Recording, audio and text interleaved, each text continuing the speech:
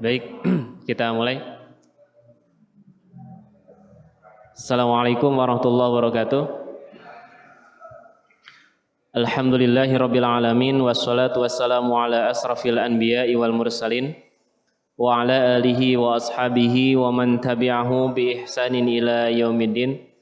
Asyhadu an la ilaha illallah wahdahu la syarikalah wa asyhadu anna Muhammadan abduhu wa rasuluh alladzi la nabiyya ba'dah, amma ba'du. Allahumma shalli ala Muhammad wa ala alihi wa ashabihi wa man tabi'ahu bi ihsanin ila yaumiddin.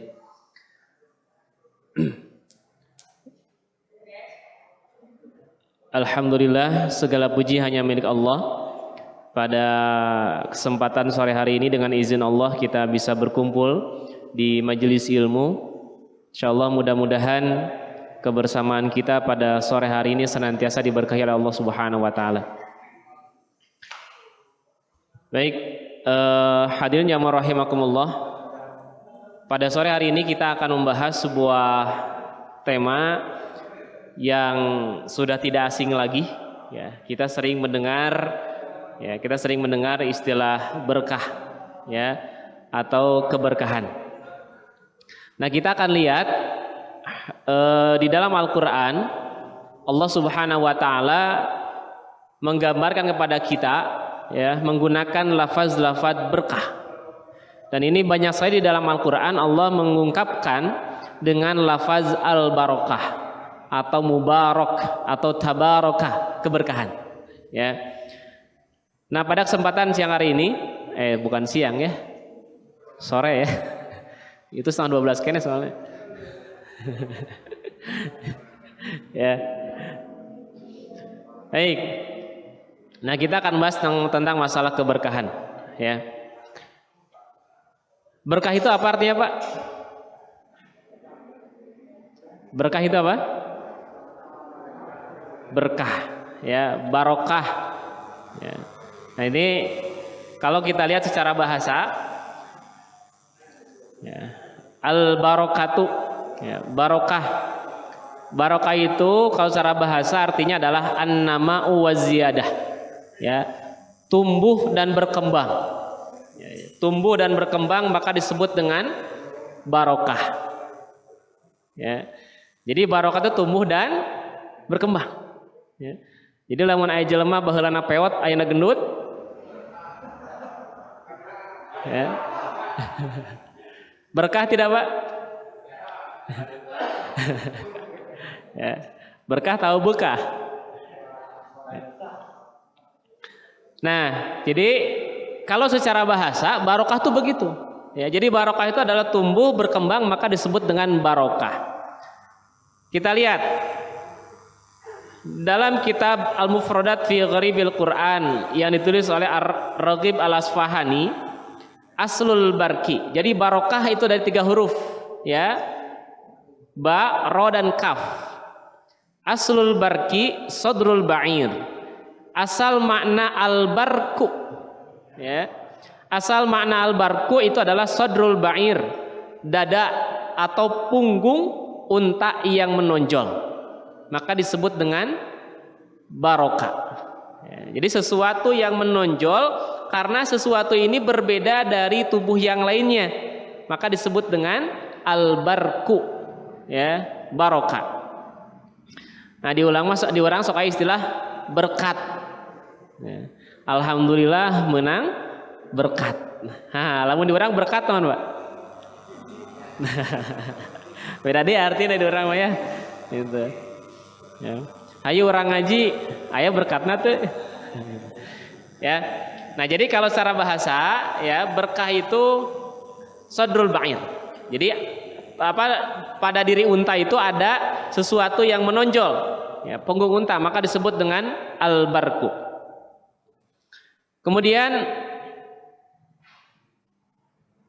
ya, dan kadang juga barokah itu bermakna al-luzum. Apa itu al-luzum? Faqila ibtaraku fil harbi. Dalam ungkapan orang Arab itu ada ungkapan ibtaraku fil harbi. Mereka mendapatkan keberkahan di dalam peperangan itu. Nah, maksudnya apa? Barokah dalam perang itu apa? Nah, makna dalam kalimat ini ibtaraku fil harbi adalah sabatu walazamu maudhi'al harbi. Ya, jadi maknanya adalah kokoh, ya, sabit kokoh dan juga menetap dalam kondisi peperangan. Nah, jadi diam, tidak kabur, itu namanya al-luzum atau dalam digunakan juga kata barokah. Dalam makna yang lain, hadirin jamaah rahimakumullah, apa itu al-barokah? Al-barokatu adalah subutul khair al-ilahi fi syai'. Barokah adalah menetapnya kebaikan Allah dalam segala sesuatu. Ya, disebut dengan barokah. Dalam makna yang lain, apa itu barokah? Barokah itu adalah ziyadatul khair, bertambahnya kebaikan. Ya. Jadi kalau bertambah kebaikan pada diri kita, maka itulah yang disebut dengan berkah. Ya. Kita punya harta, harta kita bertambah, dengan bertambah harta semakin besar infaknya, semakin besar sedekahnya. Berkah tidak? Berkah. Ya. Sekarang gajinya naik, pendapatannya naik, tapi tambah pelit. Berkah tidak? Ya, tidak berkah. Jadi berkah itu ziyadatul khair, bertambah kebaikan. Ya. Kalau Bapak misalkan nambah istri, bertambah kebaikan tidak? Hah? Ya.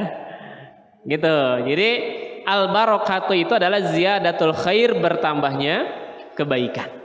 Ya, jadi nanti tidak setiap sesuatu yang bertambah kemudian menghadirkan kebaikan. Bahkan bisa jadi ada orang-orang yang Allah tambah hartanya, tambah terus gitu, tapi ternyata tidak mendatangkan kebaikan. Nah, yang seperti ini tidak menghadirkan keberkahan.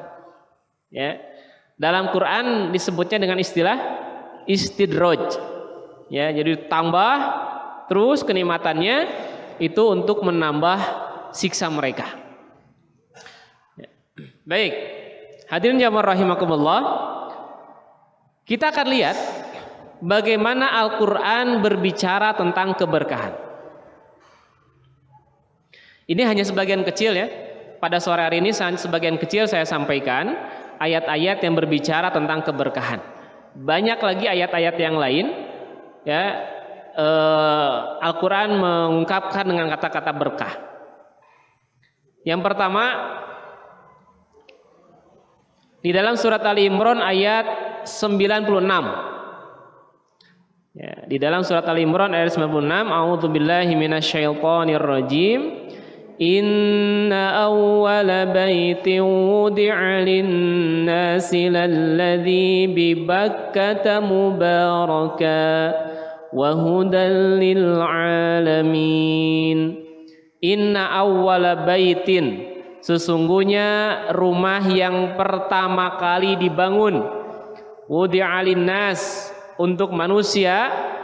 Maksudnya rumah di sini adalah tempat ibadah yang pertama dibangun untuk umat manusia, lalladzi bi Bakkata. Ya, ialah Baitullah yang ada di Bakkah. Nah, Quran menyebutnya Bakkah. Kalau kita menyebutnya Mekah. Ya, Mekah. Mubarakan, yang diberkahi, wa hudalil alamin, dan juga petunjuk bagi semua manusia. Coba lihat di surat Ali Imran ayat 96 ini, Allah menggambarkan dengan ungkapan kalimat mubarakan, ya, mubarakun, yang diberkahi. Di dalam tafsir, ya, para ulama kemudian mencoba memahami apa makna mubarakah, ya, makna mubarakan pada ayat ini. Ya, keberkahan dalam ayat ini maknanya apa? Yang pertama adalah, kalau kita perhatikan hadirin jamaah rahimakumullah, kalimat mubarakan, kalimat keberkahan ini dikaitkan dengan sebuah tempat. Ya. Jadi ketika Allah berbicara tentang mubarakan, keberkahan pada ayat ini dikaitkan dengan sebuah tempat yang disebut dengan apa Pak? Mekah. Ya, yang kita sebut dengan Baitullah. Ya, rumahnya Allah. Ya. Nah, poin yang pertama, kenapa ayat ini dikaitkan dengan tempat tersebut dikaitkan dengan mubarakan, sesuatu yang diberkahi oleh Allah? Yang pertama adalah tempat tersebut selalu ramai dengan aktivitas ibadah. Ya. Pernah tidak Mekah ini sepi? Pernah nggak Pak Mekah sepi? Ya, kemarin pandeminya. Ya. Tapi ada apakah dengan terjadinya pandemi kemudian tidak ada yang ibadah di sana? Ada. Ya, hanya tidak seramai biasanya. Biasanya kalau bulan Ramadan itu seperti ibadah haji, ya, ramai padat gitu. Nah sekarang karena pandemi tidak terlalu ramai. Tapi tempat tersebut itu tidak pernah berhenti daripada aktivitas ibadah. Ya, tidak pernah terhenti dari aktivitas ibadah. Ya, coba silakan Bapak Ibu sekalian, kalau kita sedang melaksanakan ibadah umroh misalkan, ya, kita sedang melaksanakan ibadah umroh, ini di luar pandemi ya. Kalau ketika pandemi ini memang sangat-sangat terbatas, ya, itu sangat dibatasi aktivitasnya. Ketika di luar pandemi, itu tampaknya tidak pernah kosong Baitullah itu dari aktivitas orang-orang yang melaksanakan ibadah. Ya, nggak pernah kosong gitu. Nah makanya kenapa mubarakan, keberkahan dikaitkan dengan sebuah tempat yaitu Mekah, karena aktivitas karena tempat tersebut selalu ramai dengan aktivitas ibadah. Sekarang Bapak Ibu sekalian, bisa nggak kita tarik, ya, kita tarik tempat ini atau kita tarik ayat ini?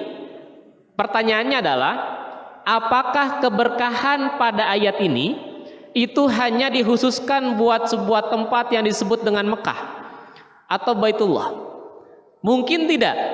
Tempat-tempat yang lain ini pun bisa menghadirkan Baitullah, bisa menghadirkan keberkahan dari Allah. Mungkin tidak? Pak? Mungkin tidak? Mungkin. Buktinya, ya, kalau kita lagi ngaji misalkan ya, kita suka berharap sama Allah, mudah-mudahan berkumpulnya kita diberkahi oleh Allah. Artinya bahwa poin yang pertama yang bisa kita ambil, hadirin jamaah rahimakumullah, bahwa keberkahan dikaitkan dengan sebuah tempat.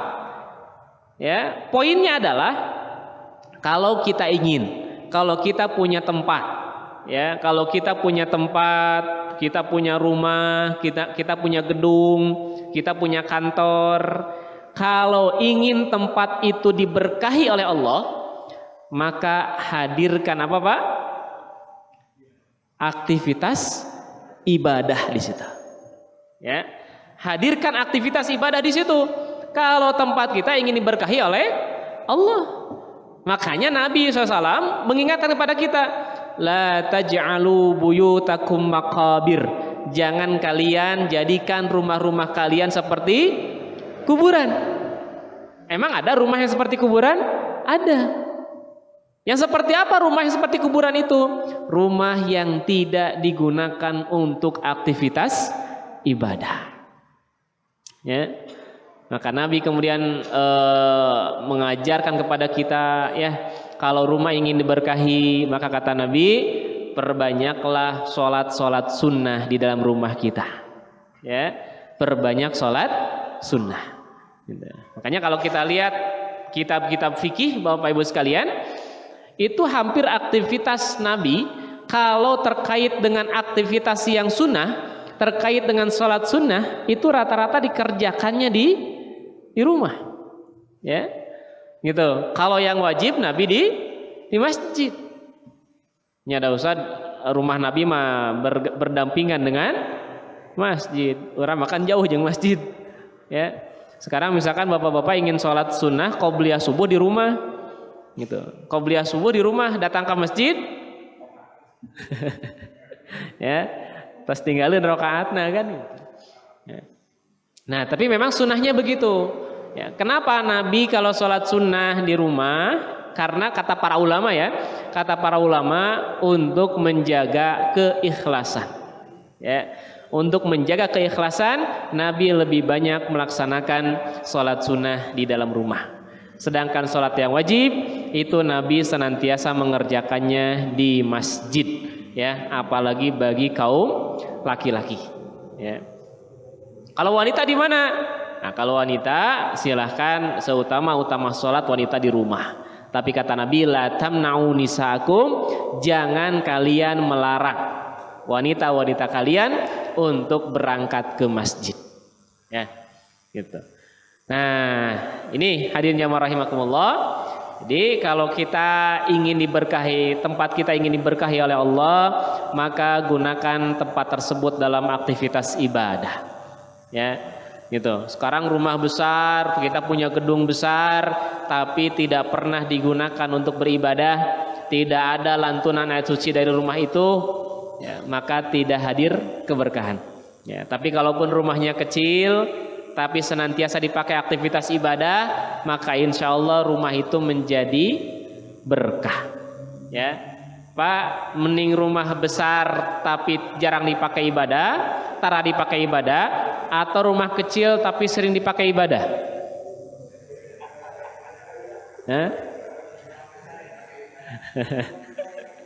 Ya, pilihannya hanya dua, Pak. Ya. Baik. Nah, jadi yang terpenting adalah bagaimana kita gunakan rumah tersebut, tempat tersebut untuk aktivitas ibadah. Maka insya Allah, ya, insya Allah akan hadirnya sebuah keberkahan. Jangan berharap tempat kita akan diberkahi oleh Allah kalau tempat itu nggak pernah dipakai untuk ibadah. Ya, rumah itu nggak pernah terdengar suara lantunan ayat suci Al-Quran, tidak akan diberkahi oleh Allah. Ya, itu. Bahkan Nabi SAW merintahkan kepada kita, nawiru buyutakum, terangilah, cahayailah, gitu ya, terangilah rumah-rumah kalian dengan suara-suara Al-Quran. Jadi kalau rumah-rumah yang bercahaya itu rumah yang seperti apa? Yaitu rumah-rumah yang penuh dengan cahaya Al-Quran. Gitu. Tapi kalau rumah itu nggak pernah terdengar suara Quran, nah itu rumah seperti kuburan, ya, poek. Gitu. Nah, ini yang pertama. Kemudian yang kedua, Allah tegaskan di dalam surat Ibrahim ayat 37. Ya, kenapa Baitullah atau Mekah ini menjadi tempat yang diberkahi oleh Allah? Karena kecenderungan hati untuk mengunjunginya. Ya, dan orang kalau datang ke sana pengen balik lagi. Ya, saya ingin tanya di sini, bapak-bapak yang sudah pernah pergi ke Baitullah, ya, pengen ke sana lagi nggak? Nah, pasti pengen. Ya, dan orang nggak pernah bosan gitu. Ya, pengen lagi, pengen datang lagi. Nah, itulah kenapa tempat itu berkah. Ya, tempat itu berkah karena orang senantiasa ingin berkunjung ke tempat tersebut. Ya, menunjukkan ada sesuatu yang berkah di tempat tersebut, sehingga orang ingin berkunjung ke sana. Bahkan sekarang, ya, kalau tahun kemarin saudara-saudara kita yang sudah terjadwalkan untuk berangkat ibadah haji ternyata tidak bisa. Ya, tidak tahu kalau tahun ini, ya. Tahun ini bisa nggak ya? Ya, wallahu alam. Ya, kemungkinan juga masih belum bisa. Ya, kemungkinan juga masih belum bisa. Tapi wallahu alam, mudah-mudahan nanti ada berita baik, ya. Ada berita baik terkait dengan keberangkatan ibadah haji tahun ini. Nah, hadirin jamaah rahimakumullah. Jadi kenapa tempat ini diberkahi? Karena orang cenderung untuk datang ke sana. Dan orang tidak pernah merasa bosan ketika datang ke Baitullah. Ya, ini poin yang kedua. Kemudian poin yang ketiga adalah keberkahan dikaitkan dengan Mekah atau Baitullah karena hadirnya ketenangan dan ketentraman ketika berada di sana. Ya, bapak-bapak kalau datang ke masjid Baitul Mutakin tenang tuh, tentram tuh. Nah, berarti berkah. Ya. Lamun datang ke masjid tidak tenang berarti tidak berkah atau bapaknya yang bermasalah. Ya, Tapi biasanya kalau saya rasakan ya, mudah-mudahan Bapak Ibu juga merasakan. Kalau yang saya rasakan ketika saya datang ke masjid gitu ya, tenang gitu. Ya, hati itu tenang ketika datang ke masjid. Ya, makanya kalau berangkat kemanapun itu pasti yang dituju masjid. Ya, kahiji jangan kamar mandi. Ya, tapi yang kedua memang senantiasa hadir keberkahan gitu. Tenang kalau di masjid tuh, tentram gitu. Ya. Nah, artinya Bapak Ibu sekalian, kalau tempat kita ingin diberkahi oleh Allah, maka hadirkan ketenangan di tempat tersebut. Hadirkan ketentraman di tempat yang kita tempati itu. Ya, sudahkah rumah kita menjadi rumah yang diberkahi? Apakah anak-anak tenang nggak berada di rumah? Atau jangan-jangan anak-anak tebetah lamun ayah di rumah? Ya, aduh, kesal mau di imah teh, nah gitu ya, tebetah, gitu. Ayah nu cerewet misalkan kan begitu. Nah, jadi kalau tempat yang diberkahi itu adalah hadirnya ketenangan. Orang tuh tenang ketika berada di situ.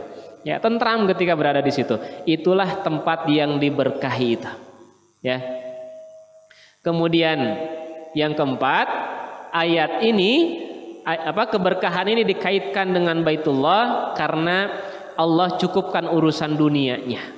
Ya, sebagaimana dalam surat Al-Qasas ayat 57 digambarkan dengan mudahnya berbagai min thamarat, ya, berbagai macam buah-buahan itu Allah hadirkan di sana. Ya, walaupun tempatnya gersang gitu ya, tandus, tapi ternyata untuk mendapatkan segala sesuatunya begitu mudah. Itulah berkah itu begitu. Ya. Nah, yang lebih penting lagi Bapak Ibu sekalian, ayat ini kenapa keberkahan dikaitkan dengan Mekah, dikaitkan dengan Baitullah?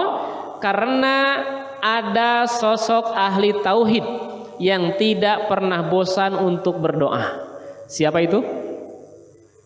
Nabi Ibrahim alaihissalam. Ya. Poinnya, ya. Kalau dari poin yang kelima ini Bapak Ibu sekalian, bahwa kalau ingin menghadirkan keberkahan, ya, kalau ingin menghadirkan keberkahan adalah mesti hadir sosok ahli tauhid di dalam rumah kita. Jadi kalau rumah kita ingin diberkahi, maka orang-orang yang ada di dalam rumah itu adalah orang-orang yang senantiasa mentauhidkan Allah. Kalau rumah itu rumah yang masih menggunakan jimat-jimat, rumah itu masih seringkali dipakai untuk hal-hal yang berbuat kesyirikan, maka jangan pernah berharap gedung tersebut, jangan pernah berharap rumah tersebut menjadi rumah yang diberkahi oleh Allah. Ya. Kenapa Baitullah diberkahi oleh Allah? Karena ada sosok-sosok ahli tauhid yang mengajak manusia kepada ketauhidan. Ya. Nabi Ibrahim mengajak manusia untuk mentauhidkan Allah, tidak menyembah patung, tidak menyembah berhala. Ketika kemudian Nabi Ibrahim wafat, Nabi Ismail pun kemudian melanjutkan mengajak manusia untuk mentauhidkan Allah ketika di Baitullah. Ya, hanya ketika terjadi fatrah, terjadi terputusnya kenabian, itu masa fatrah, itu kemudian banyak masyarakat yang menjadikan berhala-berhala sebagai sembahan mereka. Jadi di Baitullah itu kemudian dibikin berhala-berhala. Ya, maka ketika di masa jahiliyah banyak sekali berhala-berhala di situ.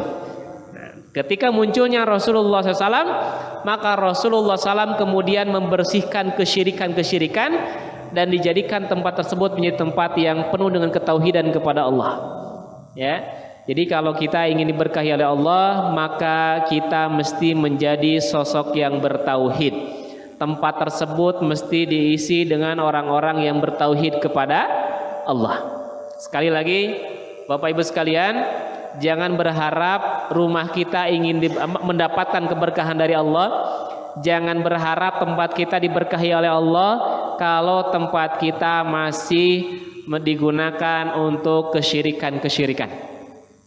Kalau tempat kita masih menggunakan jimat-jimat, jangan pernah berharap kita mendapatkan keberkahan dari Allah. Kalau kita ingin diberkahi oleh Allah, maka buang kesyirikan-kesyirikan yang ada di rumah kita, buang jimat-jimat yang ada di rumah kita. Ya, kalau ingin diberkahi oleh Allah. Ya, itu. Jimatnya dalam bentuk apa? Dalam bentuk apapun. Ya, jimat dalam bentuk apapun. Gitu. Tulisan pakai bahasa Arab misalkan ya gitu. Untuk menolak apa gitu. Nah, tidak perlu. Ya. Wa 'alallahi falyatawakkalul mutawakkilun. Orang-orang yang beriman itu mereka hanya bertawakal kepada Allah. Oleh karena itu saya pernah menyampaikan ya di kajian subuh bahwa kata Nabi SAW ada 70 golongan ya apa ada 70.000 ya umat Nabi Muhammad SAW yang akan masuk surga tanpa hisab. Masih ingat Pak? Satu apa? Hilap deh. Apa?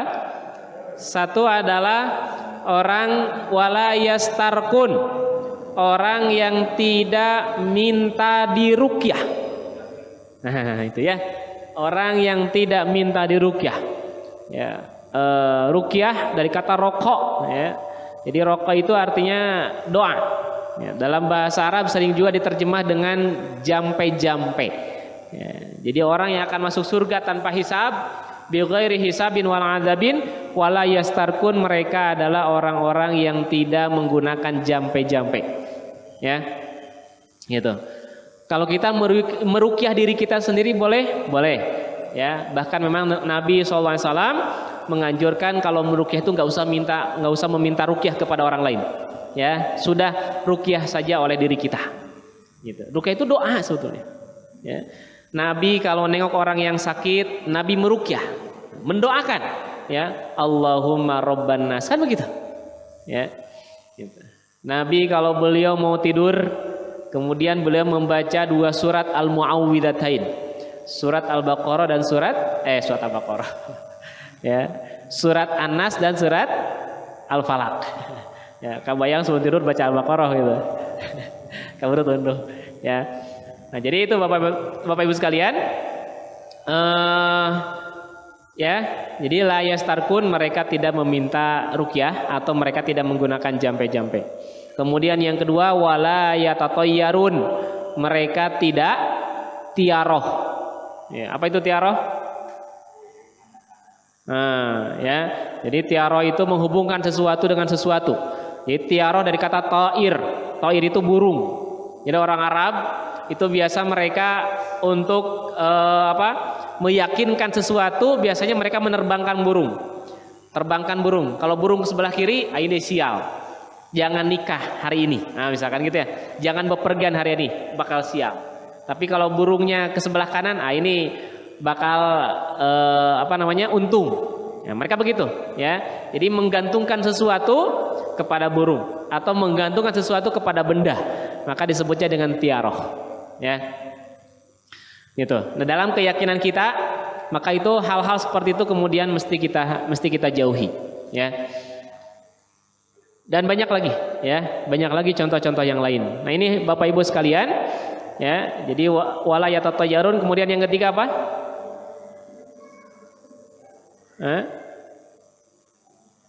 Lupa lagi. Apa? Nggak masuk kalau itu. Ya, ini hadisnya wala yaktawun wala yastarkun wala yatatayyarun. Ya. Oh iya, betul tadi. Yaktawun itu kalau para ulama menerjemahnya dengan menggunakan apa? Tato begitu ya. Tato. Gitu. Kemudian yang keempat wa 'ala rabbihim falyatawakkalun. Orang-orang yang akan masuk surga tanpa hisab, tanpa azab adalah orang-orang yang mereka hanya bertawakal kepada Allah. Mereka hanya bertawakal kepada Allah. Mereka hanya berserah diri kepada Allah. Allahus Somad. Allah menjadi tempat bergantung mereka. Ya. Baik. Nah, mengapa Baitullah diberkahi? Karena tempat ini merupakan tempat yang tidak pernah berhenti orang melaksanakan ibadah sebagai bentuk ketaatan kepadanya. Setiap saat senantiasa ada manusia yang menyebut dan mengagungkan nama Allah Subhanahu wa taala. Kemudian Jika ingin rumah kita diberkahi oleh Allah, maka hadirkan ketaatan setiap individu dalam keluarga kita. Ya. Jadi surat Ali Imran yang tadi, kenapa Allah menggandengkan antara keberkahan dengan Baitullah? Karena tempat tersebut adalah tempat yang senantiasa digunakan untuk berbuat ketaatan kepada Allah. Sekali lagi poinnya pada ayat ini Bapak Ibu sekalian, kalau tempat kita ingin diberkahi oleh Allah, maka hadirkan ketaatan dalam setiap individu yang ada dalam keluarga kita. Maka insya Allah tempat kita menjadi tempat yang diberkahi.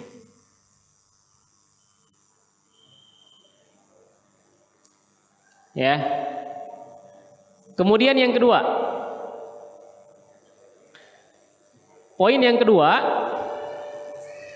di dalam surat Al-An'am ayat 92, Allah Subhanahu wa taala berfirman, a'udzubillahi minasyaitonir rajim, hadza kitabun anzalnahu mubarakun musaddiqul ladzi baina yadayhi وَلِتُنذِرَ أُمَّ الْقُرَى وَمَنْ حَوْلَهَا وَالَّذِينَ يُؤْمِنُونَ بِالْآخِرَةِ يُؤْمِنُونَ بِهِ وَهُمْ عَلَى صَلَاتِهِمْ يُحَافِظُونَ.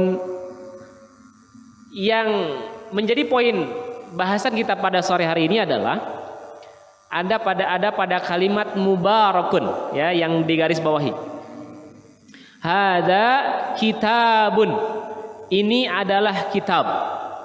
Anzalnahu mubarakun, yang kami turunkannya. Mubarakun, membawa keberkahan. Ya. Jadi kalau tadi mubarakun dikaitkan dengan Baitullah, dikaitkan dengan sebuah tempat. Yang kedua, mubarakun dikaitkan dengan kitab. Kitab apa Bapak Ibu? Kitabun di sini kitab yang mana? Ya, memang kalau secara ilmu bahasa Arab, ya, kitabun menggunakan nakiroh. Kalau nakiroh itu menunjukkan kepada umum. Ya. Hadza kitabun, ya, menunjukkan pada umum. Kitab yang mana? Kitab yang mana saja gitu. Hanya karena ayat ini menggunakan isyarat, ya, hadza kitabun, menggunakan isyarat ini. Berarti bukan kitab-kitab yang lain, yaitu maksudnya adalah Al-Qur'an. Jadi ternyata Bapak Ibu sekalian, di surat Al-An'am ayat 92 ini Allah kaitkan mubarakun, Allah kaitkan keberkahan itu dengan Al-Quran. Ya, artinya kalau kita ingin diberkahi oleh Allah, maka jangan jauh-jauh dengan Al-Quran. Ya, kalau kita ingin diberkahi oleh Allah, jangan jauh-jauh dengan Al-Quran. Sekarang hari keberapa kita saum, Pak? Hari ke-9. Hari ke-9 ya? Gitu. Berapa hari lagi Lebaran? Masih lama ya. Ya, masih lama. Nah, kita sudah 9 hari, kita sudah masuk hari ke-9. Berarti bapak-bapak sudah 9 juz baca Qur'annya, betul? Betul ya? Sudah 9 juz. Kalau belum 9 juz, targetkan hari ini kudu 8 juz. Ya. Iya. Ya, supaya apa? Supaya hari terakhir Ramadan kita 30 juz. Gitu. Ya. Kemarin saya lihat berita di sebuah pesantren, Bapak Ibu sekalian, itu sebuah pesantren itu kalau qiyamul lail itu dibagi kelompok-kelompok, ya. Ada yang 1 malam 1 juz, jadi khusus kelompok 1 malam 1 juz. Ada yang 1 malamnya 3 juz, dibuat kelompok khusus, ya. Ada juga yang 1 malamnya 5 juz, ada yang 1 malam 10 juz. Bahkan yang luar biasa, ada 1 kelompok, ya, di situ para santri dan ustadznya 1 malam 30 juz. Ya, ya, 1 malam 30 juz. Ya, itu tradisi di pesantren itu, ya, tradisi di pesantren untuk menguatkan hafalan mereka, dan juga mendekatkan kedekatan mereka dengan Al-Qur'an. Ya. Kalau di Baitul Mutakin tarawih berapa juz? Ya, gitu. Jadi ini Masya Allah luar biasa. Untuk menghadirkan keberkahan maka jangan jauh-jauh dengan Al-Quran. Apalagi bulan Ramadan Bapak Ibu sekalian, secara khusus Allah menyebutkan Syahrul Ramadan alladzi unzila fihil Quran. Jadi kenapa bulan Ramadan ini diberkahi? Karena bulan turunnya Al-Quran. Ya, coba lihat. Bulan di mana bulan itu turunnya Quran, maka bulannya pun menjadi bulan yang diberkahi. Ya, hari di mana hari turunnya Quran, maka harinya pun menjadi hari yang diberkahi. Lailatul Qadar. Inna anzalnahu fi lailatul qadri. Allah turunkan Al-Quran pada malam kemuliaan, maka malam itu menjadi malam yang mulia. Tempatnya di mana tempat Al-Quran itu turun, maka tempatnya pun menjadi mulia. Orangnya di mana Allah turunkan Quran kepada orang itu, maka orangnya pun menjadi mulia. Ya. Jadi kenapa di sini Allah kaitkan mubarakun keberkahan dengan Al-Quran? Karena Al-Quran akan membawa keberkahan kepada orang-orang yang senantiasa dekat dengan Al-Quran. Ya, gitu. Jadi siapa? Satu Ramadan ini satu kali khatam siap? Ya. Tahun kemarin berapa kali Pak? Tahun kemarin nih, waktu kita PSBB tidak boleh ada aktivitas, masjid kosong, ya. Berapa kali khatam Quran? 2 ya, alhamdulillah 2 kali. Ya, tahun ini berarti setingkatkan, ya. Tahun ini tingkatkan menjadi 3 kali. Caranya gampang, Pak. Ya, gimana caranya? Ikuti aja waktu sholat. Ya, sholat sehari kita berapa kali? 5 kali. Kalau ingin sehari 1 juz berarti beres sholat, satu lembar. Ya, jadi beres sholat 1 lembar. Gitu. Betul ya 1 lembar ya? 2 ya? 2 lembar. Ya, beres sholat 2 lembar. Berarti kalau 5 waktu sholat 10 lembar. Gitu. Jadi 1 hari 1 juz. Ya, 30 hari 30 juz. Kan gitu. Ya, kalau kita ingin lebih, ya ingin lebih, bukan hanya satu kali khatam. Nah, berarti tingkatkan bacanya. Gitu. Ya, tingkatkan bacanya. Nah, itu Bapak Ibu hadirin yang rahimakumullah. Karena Al-Quran adalah karena Ramadan adalah bulannya Al-Quran, sehingga bagaimana kita menghadirkan keberkahan di bulan Ramadan, yaitu dengan banyak kita membaca Al-Quran. Ya. Baik. Kenapa Allah kaitkan keberkahan dengan Al-Quran? Karena Al-Quran membenarkan kitab-kitab yang sebelumnya. Ya, Al-Quran tidak bertentangan dengan kitab-kitab yang sebelumnya. Kitab Injil, kitab Taurat, kitab Zabur tidak bertentangan. Tapi justru Al-Quran membenarkan kitab-kitab yang sebelumnya. Ya, gitu. Karena syariat yang Allah turunkan dalam kitab-kitab sebelum Al-Quran itu sama dengan syariat yang dibawa oleh Rasulullah SAW. Walaupun nanti ada syariat-syariat yang berbeda, tapi secara global poin-poinnya sama. Ya, kitab-kitab yang sebelumnya juga mengajak ketauhidan kepada Allah, untuk menyembah kepada Allah, tidak menyembah kepada yang lain, tidak menjadikan manusia sebagai Tuhan. Ya, tidak. Kemudian yang kedua, kenapa keberkahan dikaitkan dengan Al-Quran? Karena begitu banyak mengandung kebaikan, ya, mengandung banyak kebaikan dan manfaat yang ada di dalam Al-Quran. Ya, dan Al-Quran adalah kitab yang tidak pernah bertentangan dengan ilmu apapun. Bapak ahli kesehatan, silahkan baca Quran, nggak pernah bertentangan dengan Al-Quran. Ya, kesehatan masuk dengan Al-Quran. Bapak ahli ekonomi, bawa Quran, masuk ekonomi karena Quran. Ya, ahli bahasa, masuk Quran, bawa Quran, itu masuk Quran dengan bahasa. Ya. Ahli apapun ketika dibawa Quran, maka Quran nggak pernah bertentangan, justru menghadirkan ilmu. Ini luar biasa, ya, gitu. Banyak sekali kebaikan yang terkandung di dalam Al-Quran. Kemudian yang ketiga, Allah kaitkan keberkahan dengan Al-Quran karena Al-Quran menjadi solusi dari setiap permasalahan. Sudah seperti ini belum Bapak Ibu sekalian? Sudah belum? Ketika Bapak Ibu punya masalah, Al-Quran menjadi solusinya. Sudah begitu belum? Nah, kalau belum berarti masalahnya pada kita. Ya, masalahnya pada kita. Karena Quran menjamin bahwa Quran adalah solusi dari setiap permasalahan. Ya, sok. Kalau Bapak Ibu punya masalah, kembali kepada Quran. Ada solusinya. Pasti ada solusinya. Karena Quran adalah solusi dalam setiap permasalahan. Surat Al-An'am ayat 38.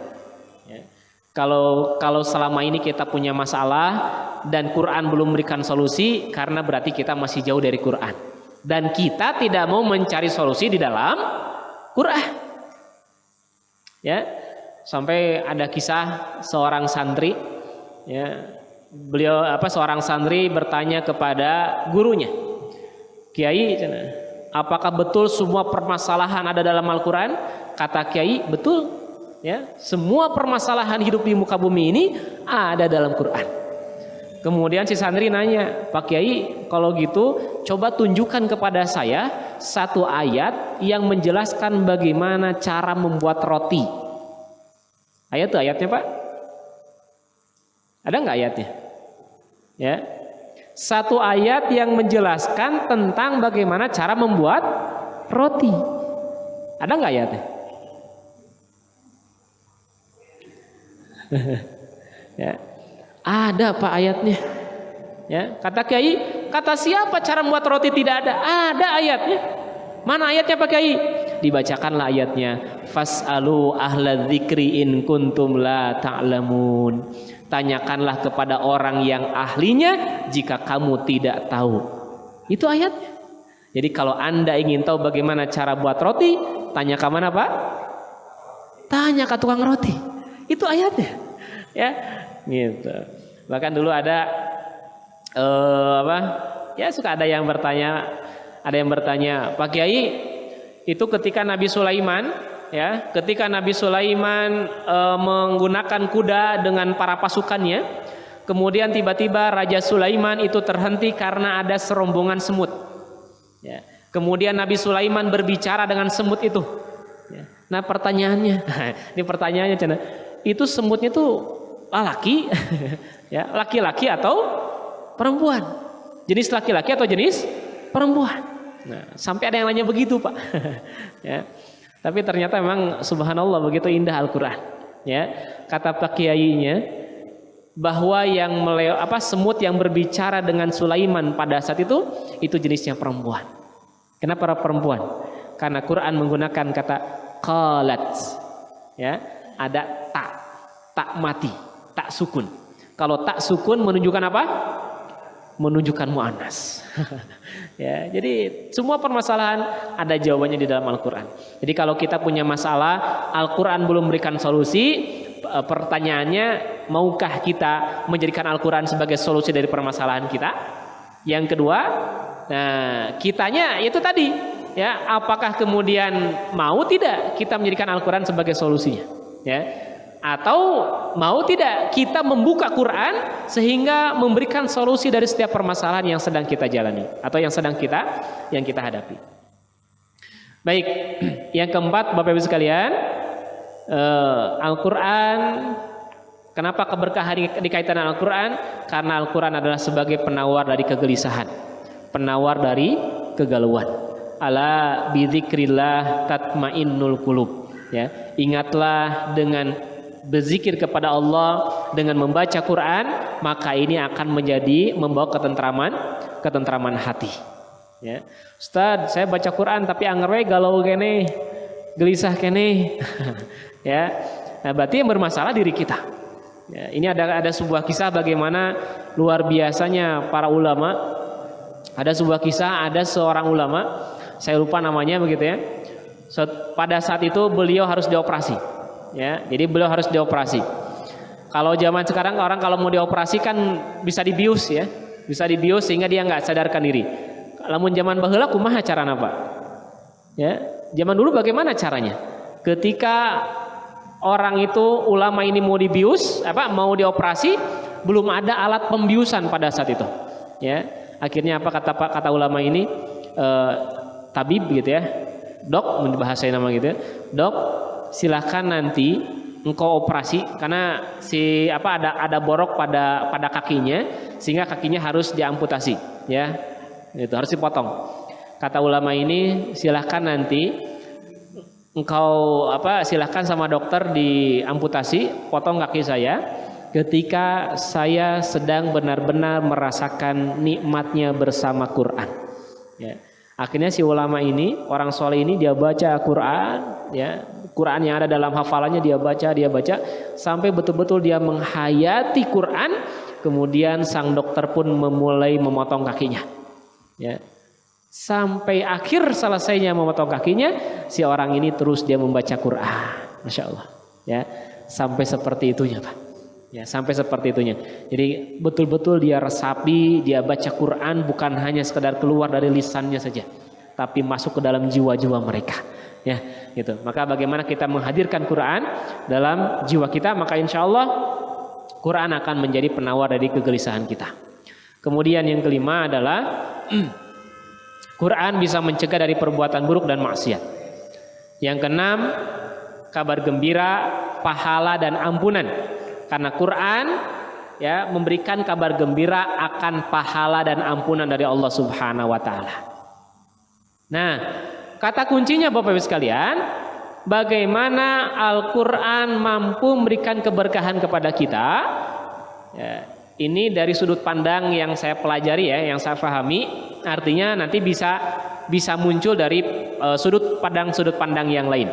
Karena kalau kita kita berbicara mengenai semantik Quran, ya, atau linguistik Al-Quran, ini bisa memiliki makna-makna yang luar biasa. Nah, pada sore hari ini saya melihat dari satu sudut, ya, dari satu sudut, dan ini bisa dikembangkan lagi, begitu. Nah, bagaimana Al-Quran berikan keberkahan kepada kita? Allah jelaskan di dalam surat Al-An'am ayat 155, ya. Jadi bagaimana Al-Quran memberikan keberkahan kepada kita? Coba kita lihat. Wa hadza kitabun anzalnahu mubarakun fattabi'uhu. Itu kata kuncinya Bapak Ibu sekalian, ya. Dan ini adalah Al-Quran, kitab yang kami turunkan, mubarakun, yang diberkahi oleh Allah. Fattabi'uhu, maka ikutilah Al-Quran. Jadi kata kuncinya, kalau bagaimana Al-Quran bisa memberikan keberkahan kepada kita adalah fattabi'uhu, maka ikutilah Al-Quran, ya. Dalam hal apa? Dalam semua aspek, baik aspek individu, aspek masyarakat, ataupun aspek bernegara. Ikuti Quran, ya. Nah, pertanyaannya, sudah sejauh mana kita menjadikan Al-Quran sebagai sebagai pedoman kita? Sudahkah kita menjadikan Al-Quran sebagai panduan kita? Ya, bagaimana kita berkomunikasi dengan anak? Itu Al-Quran menjelaskan, ya, gitu. Silakan Bapak Ibu baca di dalam Al-Quran. Ternyata dialog yang paling sering Quran munculkan antara orang tua dengan anak adalah dialog ayah dengan anak. Ya, silakan coba. Ya, di dalam Al-Quran bagaimana Quran menjelaskan antara dialog orang tua dengan anak. Ternyata dialog yang paling Quran rekam itu adalah dialog ayah dengan anak, bukan ibu. Kalau ibu sedikit dialognya. Justru yang paling banyak dialog Quran itu dialog ayah dengan anak. Lihat Nabi Ibrahim, ya, Nabi Ibrahim dengan anaknya, Nabi Ismail. Ya, dialog Nabi Ibrahim dengan Nabi Ismail. Kemudian dialog Nabi Yakub dengan anak-anaknya. Dialog Luqman dengan anaknya. Ya. Ternyata banyak dialog itu adalah dialog ayah dengan anak. Artinya menunjukkan bahwa seharusnya yang lebih banyak dialog, lebih banyak komunikasi, ya, khususnya menanamkan keimanan kepada anak adalah hadirnya sosok ayah di situ. Ya, kita lihat ketika Luqman menasihati anaknya, ya bunayya la tusyrik billah inna syirka la zulmun adzim. Ketika Nabi Yakub alaihi salam mengumpulkan anak-anaknya, kemudian Nabi Yakub bertanya, "Na ma ta'buduna min ba'di?" Apa yang akan kalian sembah setelah ayah tidak ada. Nah, ini dialog ayah dengan anaknya. Jadi aspek keluarga Al-Qur'an memberikan pengajaran kepada kita. Aspek individu apalagi, ya. Aspek masyarakat Al-Qur'an membahas hal itu. Aspek bernegara pun sama. Nah, pertanyaannya, sudah sejauh mana kita mengikuti Al-Qur'an? Ya. Jadi Bapak Ibu hadirin jamaah rahimakumullah, 2 ayat saja dulu yang kita bahas pada kesempatan sore hari ini, ya. Jadi mubarakun, keberkahan dikaitkan dengan sebuah tempat.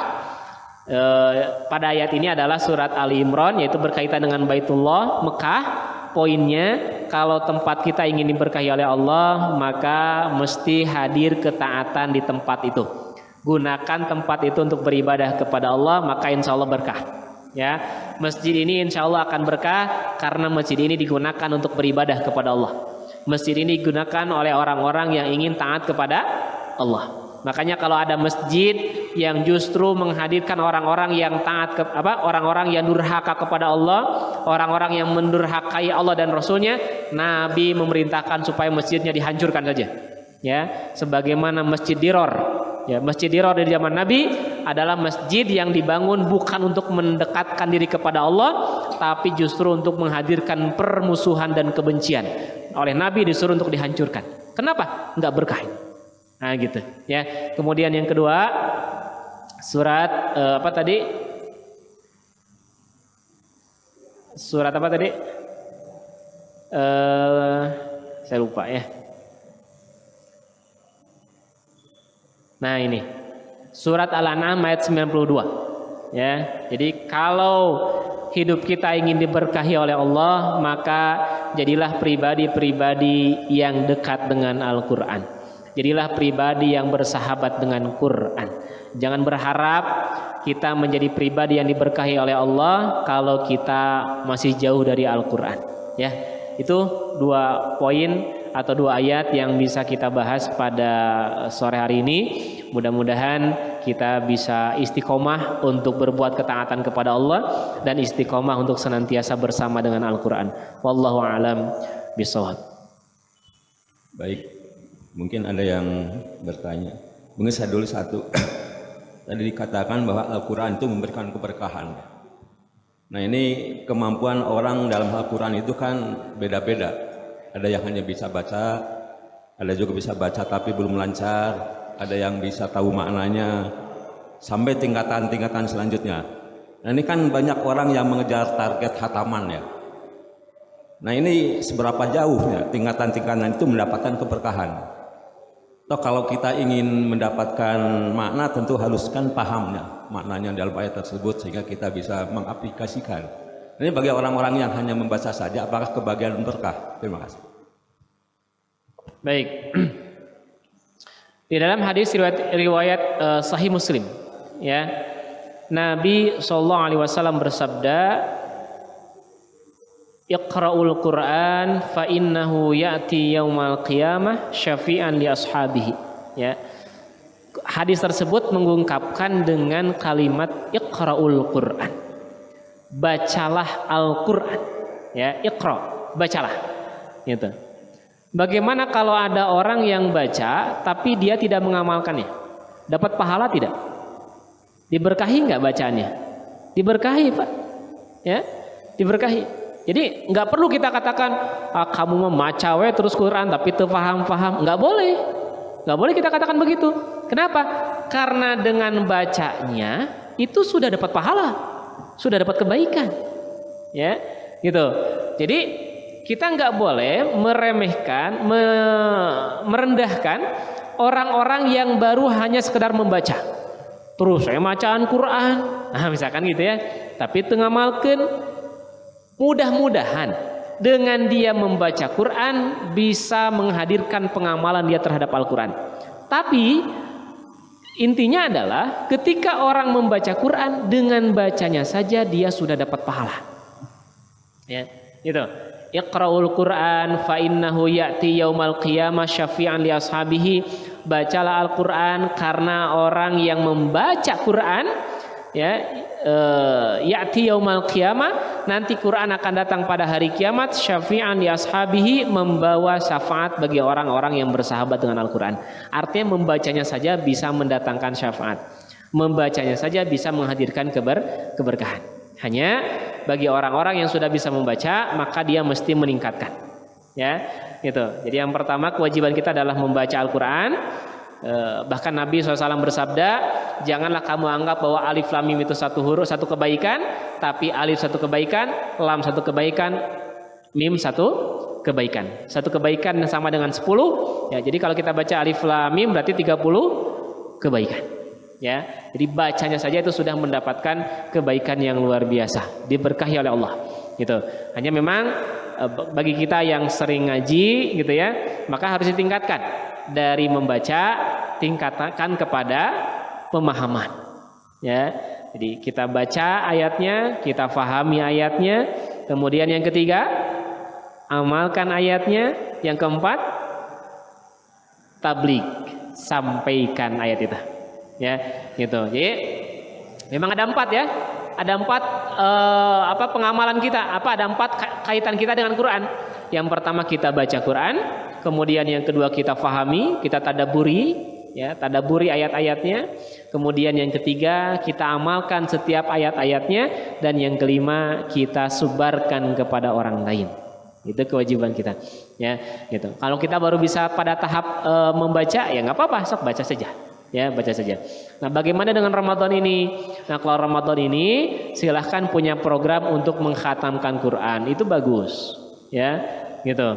Tapi juga nanti ada program yang lain, yaitu program bagaimana kita memahami Al-Quran. Ya, jadi bulan Ramadan adalah bulannya Al-Quran.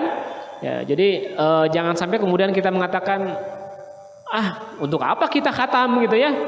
Yang penting mah kita memahami. Tidak begitu juga. Fahami, jalankan. Membaca pun jalankan. Jadi jalan saja dua-duanya, jalan semuanya, ya, gitu. Insya Allah semuanya pun itu akan menghadirkan keberkahan. Allah alam bisawab. Begitu Pak. Ya, masih ada satu lagi. Assalamualaikum Ustaz.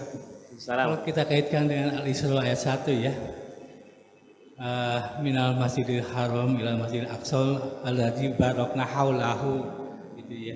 Di sana itu ditegaskan bahwa antara Masjidil Haram Aqsa itu sekitarnya itu dapat diberkahi oleh Allah gitu. Tapi dalam kondisi sekarang sekitarnya itu justru timbul beberapa konflik itu gimana Pak Ustaz? Terima kasih. Ya.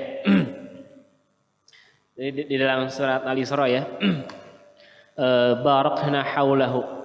Jadi kami berkahi tempat-tempat yang ada di sekitarnya, ya. Jadi apakah ketika terjadi konflik, terjadi peperangan, apakah kemudian tempat itu tidak diberkahi? Ya. Nah, pemahamannya tidak begitu juga. Gitu. Karena ini memang di dalam Al-Quran Allah Subhanahu Wa Taala menggambarkan kepada kita bahwa memang satu saat Allah akan menghadirkan sebuah ujian, ya, kepada manusia. Untuk apa? Untuk Allah menyaring, ya, mana orang-orang yang betul-betul mereka berpegang kepada Allah, berpegang kepada Al-Quran, atau betul-betul mereka berpegang kepada aturan Allah, dan juga mana mereka yang hanya sekedar ikut-ikutan saja. Ya, jadi Allah menurunkan sebuah ujian, ya, katakanlah itu mungkin konflik atau apapun itu, ya, dalam rangka untuk menguji mana yang betul-betul komitmen dengan berpegang kepada Al-Quran atau tidak, ya, gitu. Jadi bukan berarti bahwa itu tidak tempat. Kalau begitu ini Al-Quran keliru, kan kata Quran Masjidil Haram diberkahi, Masjidil Aqsa juga diberkahi. Ya, kemudian juga yang sekitar mereka juga diberkahi. Tapi buktinya sekarang, ya, apakah kemudian ini tidak diberkahi? Nah, justru mungkin ini adalah sebagai ujian orang-orang yang memang hidup pada zaman ini. Bagaimana Allah hadirkan ujian itu untuk menghadirkan betul-betul kondisi yang memang diberkahi oleh Allah. Ya, jadi kalau saya boleh mengutip sebuah ungkapan seorang ulama, ya, beliau mengatakan bahwa kondisi yang terjadi saat ini, ya, di Timur Tengah khususnya adalah gambarannya seperti seorang ibu yang hendak melahirkan. Ya, jadi ketika seorang ibu hendak melahirkan, maka dia akan merasakan kesakitan-kesakitan yang luar biasa. Tapi setelah proses kesakitan itu, maka akan lahirlah anak. Ya, nah ini katanya, ini adalah sebuah proses. Jadi kalau konflik-konflik, peperangan-peperangan yang terjadi adalah sebuah proses. Proses apa? Proses lahirnya peradaban baru. Yaitu peradaban Ta'ifatun Mansurah. Itu yang disebut oleh para ulama, disebut dengan Ta'ifah Mansurah. Jadi orang-orang yang ingin orang-orang yang Allah hadirkan ke muka bumi ini untuk memperbaiki kondisi, ya, untuk memperbaiki kondisi bagaimana kondisi masyarakat supaya kembali kepada Allah dan Rasulnya. Wallahu a'lam bishawab. Ya, gitu. Jadi bukan berarti tidak diberkahi, tapi itu memang proses ujian yang Allah hadirkan untuk mereka. Ya, Allah a'lam bishawab. Terakhir satu lagi. Mangga Pak.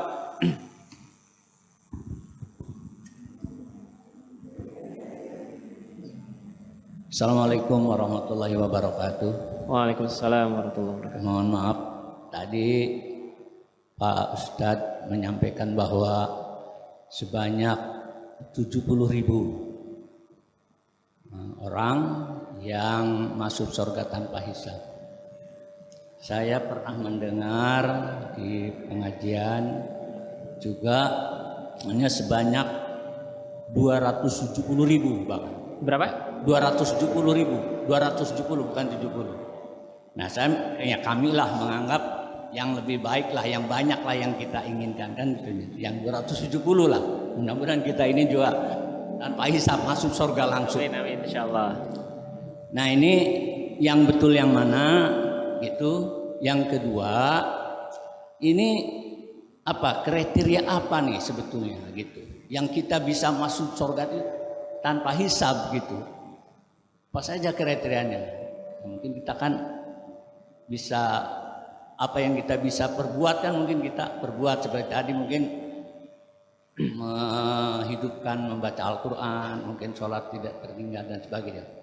Ini mungkin itu saja barangkali untuk khususnya untuk saya sendiri. Yang mudah-mudahan ya kita ini yang ada di masjid ini ya masuk juga tanpa dihisabkan kita itu. Amin, amin, insyaallah. Barangkali itu aja. Wassalamualaikum warahmatullahi wabarakatuh. Waalaikumsalam warahmatullahi wabarakatuh. Saya ingin cerita dulu. Saya pernah sebulan yang lalu sebelum Ramadan itu saya pernah mengisi anak-anak remaja. Ya, jadi ada kajian anak-anak remaja di sebuah masjid. Ya, saya mengisi mereka. Kemudian saya meminta kepada mereka coba tuliskan 10 impian, nah, gitu ya. Coba tuliskan 10 impian yang kalian inginkan. Ya, jadi mereka nulis gitu ya, 10 impian mereka, 10 cita-cita mereka. Nah, saya minta begitu. Coba tuliskan 10 impian mereka, 10 cita-cita mereka.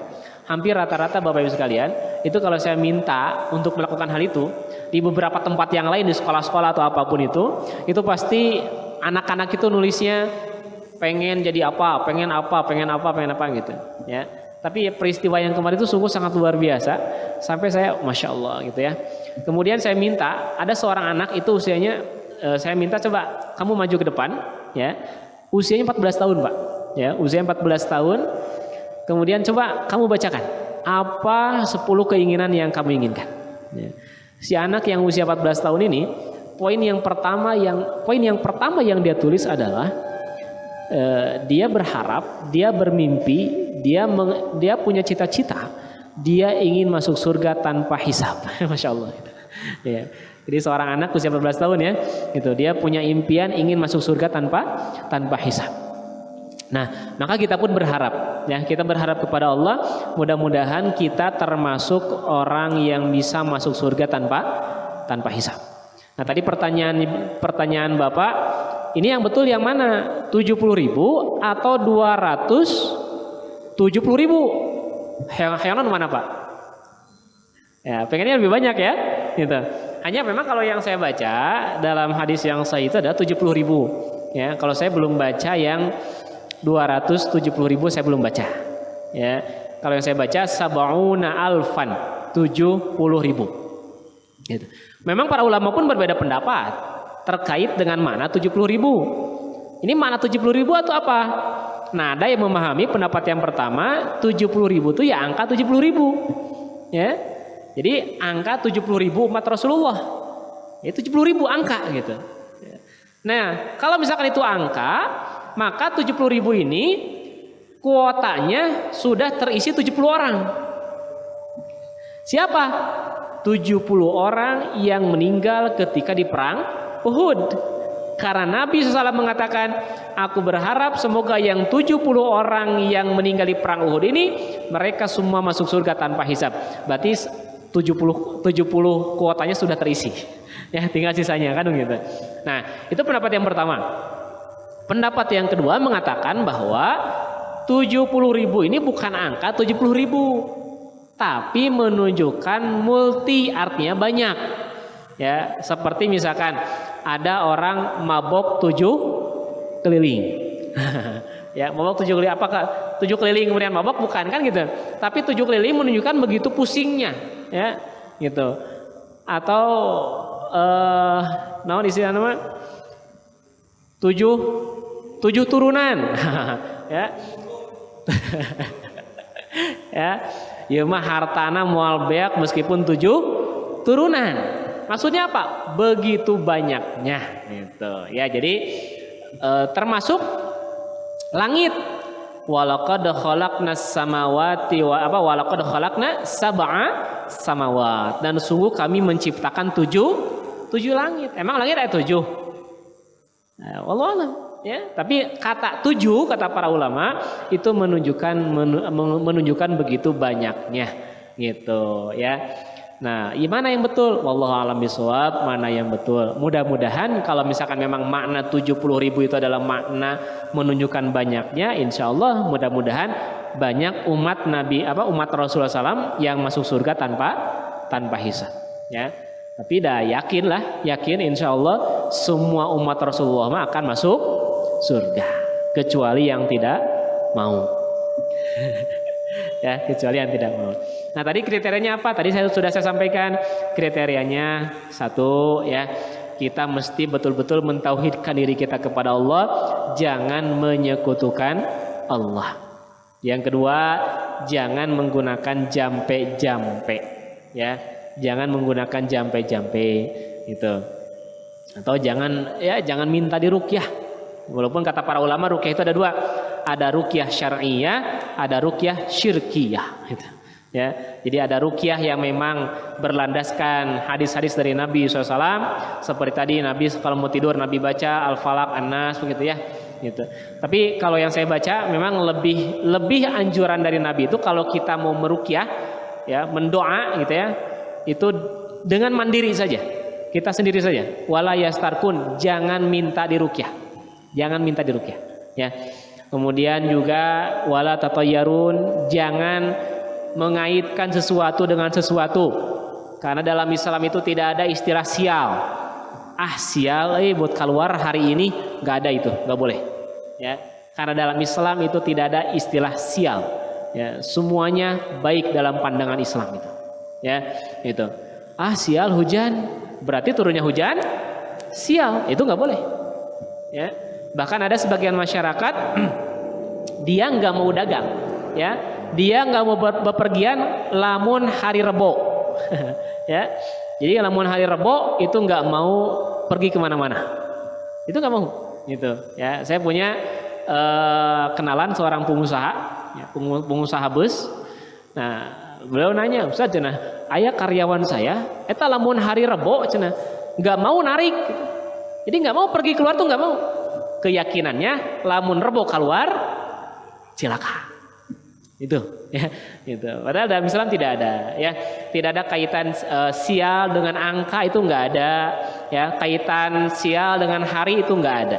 Semua hari dalam Islam baik, semua angka dalam Islam pun baik, ya. Kemudian kriteria yang terakhir adalah orang yang akan masuk surga tanpa hisab itu mereka betul-betul memasrahkan diri mereka hanya kepada Allah, tidak bergantung kepada makhluk. Ya, insya Allah kita berharap di bulan Ramadan yang penuh keberkahan ini, mudah-mudahan kita yang hadir pada sore hari ini menjadi orang-orang yang diberkahi oleh Allah, orang-orang yang bisa masuk surga bi ghairi hisab, tanpa hisab. Ya, Allah alam bisawab. Itu saja yang bisa saya sampaikan. Mohon maaf atas segala kekurangan. Apa yang benar datang dari Allah, apa yang salah dari diri saya sendiri. Subhanakallahumma bihamdik asyhadu an la ilaha illa anta astaghfiruka wa atubu ilaik. Aqulu qouli hadza wa astaghfirullah li wa lakum. Assalamualaikum warahmatullahi wabarakatuh.